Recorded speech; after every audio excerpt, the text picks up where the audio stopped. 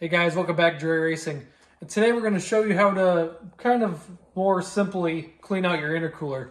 As you know, clogged intercoolers run higher charge temps and reduce horsepower, pull timing, this bad stuff.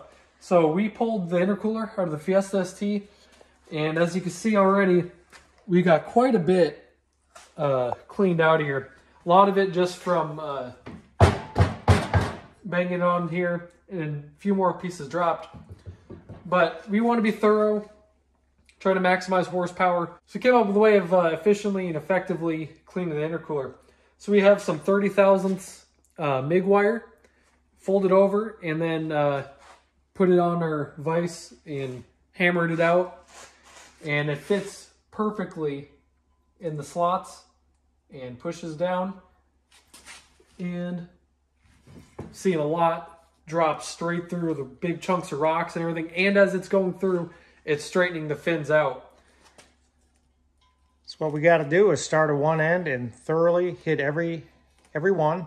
Yep. It's going to be tedious, but it'll clean it out.